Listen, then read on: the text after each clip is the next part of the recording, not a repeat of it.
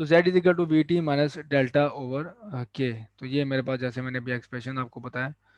तो the phase is zero, तो इस केस में हमारे पास जो फेज होगा जीरो होगा, तो फेज जीरो हमारे पास बताता है वो central maxima. If delta is equal to zero central maxima passes the origin at time. तो अगर आपके पास जो है डेल्टा ये ज़ीरो है, ठीक है, तो हमारे पास जो वो होगा सेंट्रल मैक्सिमा, वो पास करेगा ओरिजिन से टाइम ज़ीरो पे। तो इधर से आप इमेजिन कर सकते हैं कि ये हमने एक पॉइंट बनाया जो फेज है, हम कहते हैं कि ज़ीरो पे उसकी क्या हाइट होनी चाहिए, जो क्रस्ट की, या फिर वो डाउनवर्ड होना चाहिए, एक तरफ होना चाहिए, या क्रस्ट होना चाहिए फुल। तो उसकी हाइट बेसिकली क्या होनी चाहिए, नेगेटिव होनी चाहिए, पॉजिटिव क्या होनी चाहिए, तो वो हम इस फेज से डिफाइन कर सकते हैं। डेल्टा ओवर के is the distance by which central maxima delete. तो इस केस में हमारे पास जो है वो सेंट्रल मैक्सिमा एक वो है डिस्टेंस है ये, ठीक है, डेल्टा ओवर के, ये वाला डिस्टेंस नहीं है बल्कि ये डिस्टेंस है, ये डिस्टेंस है, is the distance by which central maxima delayed. तो इस केस में डिले का होगा कि जीरो में पहुंचने के लिए उसको कितना राइट साइड से कितना डिले है जीरो तक पहुंचने के लिए। राइट साइड, अगर राइट साइड की तरफ मूव कर रहा है तो लेफ्ट साइड से राइट साइड की तरफ वो कितना डिले है जीरो तक पहुंचने के लिए। के इज वेव नंबर, तो के हमारे पास वेव नंबर है, उसके lambda is equal to to pi over k, ये रिलेशन हो करता है। तो बेहतर हमारे पास अक्सर में ये होता है कि है जब हमारे पास पीरियोडिक मोशन होती है, हार्मोनिक ऑसिलेटर है, या फिर वेव है, तो दोनों में जब पीरियडिसिटी पाई जाती है तो हम बेहतर है कि वो एक टर्मिनोलॉजीज जिनमें कन्वीनियंट होता है इस डिस्कशन को परफॉर्म करना, वो ये कि एंगुलर हम यूनिट्स यूज़ करें। तो लैम्डा की जगह पे हमारे पास के आ जाता है, साथ ही टू पाए है, और फ्रीक्वेंसी की जगह पे हमारे पास एंगुलर फ्रीक्वेंसी आ जाएगी।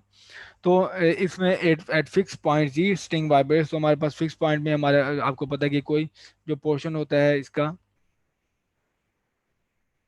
वेव का, अगर ये ट्रांसफर वेव्स है यानी कि इनकी जो पार्टिकल की मोशन वो परपेंडिकुलर टू द प्रोपगेशन है, तो वो कोई भी प्रोपगेट आगे आगे पीछे जो है ये स्ट्रिंग का कंपोनेंट प्रोपगेट नहीं करता सेगमेंट। वो क्या करता है बेसिकली वाइब्रेट करते हैं, ऊपर नीचे वाइब्रेट करते हैं। वो वाइब्रेट करेगा जब एक क्रस्ट से ट्रफ ट्रफ से दोबारा क्रस्ट की तरफ पहुंचता है हमारे पास वो स्ट्रिंग का सेगमेंट, तो हम उसे कहते हैं एक टाइम पीरियड। तो टाइम पीरियड हम इस तरह डिफाइन करते हैं, t is equal to to pi over k v. जैसे मैंने बताया फ्रीक्वेंसी, तो फ्रीक्वेंसी हमारे पास होगी इनवर्स और टाइम के। तो भी फ्रीक्वेंसी यहाँ पे हम यूज़ कर रहा हूँ, मैं इस ये सिंबल यूज़ कर रहा हूँ फ्रीक्वेंसी के लिए।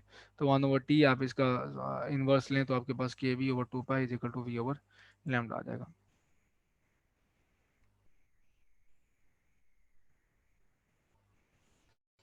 Angular frequency number of radians swept out per unit time, तो चूंकि ये वो हार्मोनिक ऑसिलेटर से जैसे मैंने बताया कि ये मुशाबित रखता है, तो हम इसकी एंगुलर फ्रीक्वेंसी डिफाइन करें। वो एंगुलर फ्रीक्वेंसी की डेफिनेशन होती है number of radians swept out per unit time. तो W is equal to to two pi V is equal to K V, ठीक है, ये न्यू है, म्यू न्यू न्यू कहते हैं हम इसे। तो के वी वी ये स्पीड है, ये न्यू है हमारे पास जो फ्रीक्वेंसी है।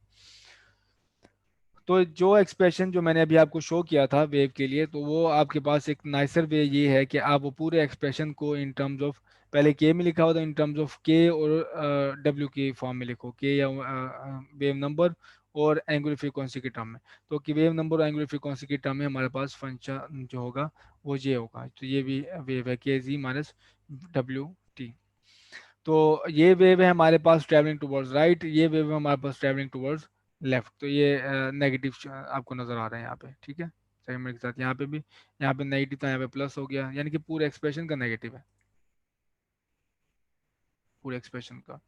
तो सॉरी, यहाँ से यहाँ, तो ये नेगेटिव नेगेटिव प्लस हो जाएगा, ये नेगेटिव हो जाएगा। तो ये ट्रैवलिंग टुवर्ड्स लेफ्ट है। चूंकि कोसाइन हमारे पास जो फंक्शन है वो है पॉजिटिव फंक्शन है, तो आप इसमें से नेगेटिव एब्जॉर्ब कर सकते हो, नेगेटिव इसमें से कॉमन ले सकते हो।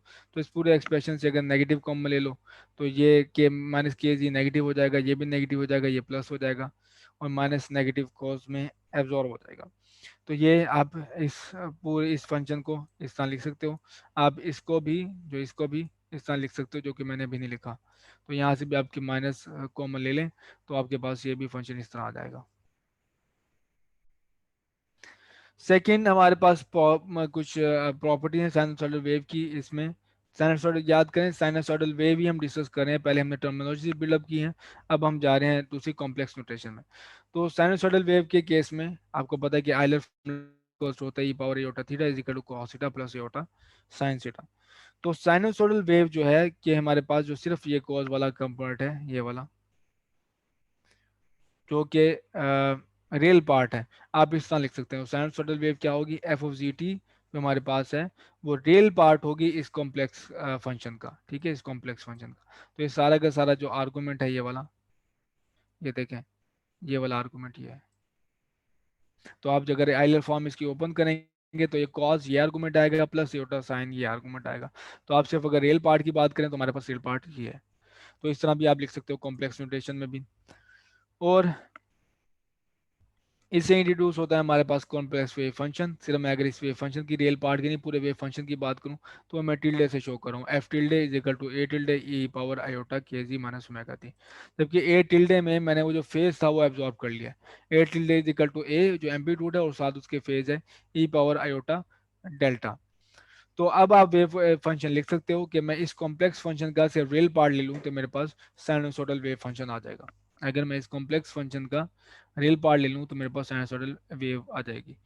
तो हमने एक्सपोनेंशियल फंक्शन क्यों डिफाइन किया, उसकी वजह ये है कि इनको डील करना बहुत आसान है, इनके डेरिवेटिव लेना बहुत ज़्यादा आसान है एज कम्पेयर टू साइन और कोसाइन। साइन और कोसाइन की में अगर आप मैनिपुलेशन करेंगे आपको जहाँ पे हाफ पे लगेगा, आप ये सिर्फ जो एक्सपोनेंट की टर्म में सिर्फ एक लाइन से वो जो है ऑपरेशन परफॉर्म कर सकते हैं। अगेन लीनियर कम्बिनेशन जो पहले भी हम देख चुके हैं, लीनियर कम्बिनेशन साइनसोइडल वेव्स। तो आप लीनियर कम्बिनेशन आपका सम की फॉर्म में नहीं, अगर आप कंटिन्यूस डोमेन आपके पास तो आप इंटीग्रल की फॉर्म में परफॉर्म करते हो। तो ये सारे एम्पलीट्यूड की ये जितनी भी वेव हैं ये वेव डिनोट करी हैं, ये वेव्स हैं। और जितनी भी वेव हैं उनको मैं उनके एम्पलीट्यूड के साथ, ये एम्पलीट्यूड है जो डिपेंड कर रहा है के पे, और के इन टर्म्स ओमेगा डिपेंड कर रहा है इन टर्म्स के, उनके कंपोनेंट के साथ मल्टीप्लाई करके ऐड करता चला जा रहा हूँ, ठीक है। तो लेट से हमारे पास इंटीग्रल ओवर डी के, तो a k one tilde e power iota k one g minus omega t, ठीक। तो ये मेरे पास हो गया एक, और plus e tilde k two e power iota k two g minus omega t. तो इसी तरह आप पूरी ये वेव का सम है, और ये देखें इसमें नेगेटिव से लेके पॉजिटिव इन्फिनिटी तक सबको ये किया जा रहा है, सम किया जा रहा है।